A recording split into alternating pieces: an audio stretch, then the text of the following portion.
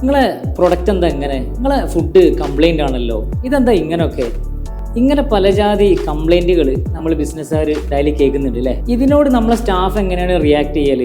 Hey, നമ്മളെ പ്രൊഡക്റ്റിന് complaint ഒന്നുമില്ല, ഇതുവരെ ആൾക്കാർ ഭക്ഷണം കഴിച്ച് പോയിട്ടേ ഉള്ളൂ, ഒരു കംപ്ലൈൻറ്റ് വന്നിട്ടില്ല, നമുക്ക് നല്ല സെയിൽ നടക്കുന്ന പ്രൊഡക്റ്റാണ്, ഒരു കംപ്ലൈൻറ്റും ഇല്ല. ഇങ്ങനെ കസ്റ്റമർ നമ്മളോട് ചൂടാവുന്നതിനേക്കാൾ കൂടുതൽ എന്ത് ചെയ്യും, അങ്ങോട്ടേക്ക് നമ്മളെ സ്റ്റാഫ് ചൂടാവും. സ്റ്റാഫിനെ കുറ്റം പറഞ്ഞിട്ട് കാര്യമല്ല, കാരണം ഇങ്ങനത്തെ ഒരു സിറ്റുവേഷൻ എങ്ങനെ ഹാൻഡിൽ ചെയ്യണം എന്നുള്ളത് നമ്മൾ അവർക്ക് പറഞ്ഞു കൊടുത്തിട്ടില്ല. ഈ ഒരു പ്രശ്നം എണ്ണ ഒഴിച്ചിട്ട് നമുക്ക് എന്ത് ചെയ്യാൻ പറ്റും, ആളി കത്തിക്കാനും പറ്റും, വെള്ളം ഒഴിച്ചിട്ട് ഇത് കൂളാക്കാനും പറ്റും. നമ്മളെ സ്റ്റാഫിനെ അങ്ങോട്ടേക്ക് പറഞ്ഞു വെച്ചിട്ട് I am sorry sir, I understand your problem, നിങ്ങളെ സങ്കടം വിഷമം നമ്മൾ മനസ്സിലാക്കുന്നുണ്ട്.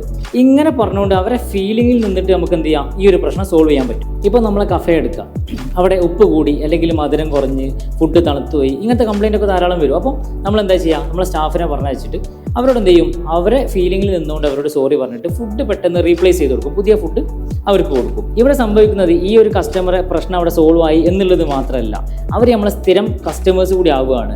ശരി, ഇനി നമ്മളെ ഭാഗത്താണെങ്കിലും സൈലൻ്റ് ആവുക എന്നുള്ളതാണ് നമ്മളവിടെ ചെയ്യേണ്ടത്.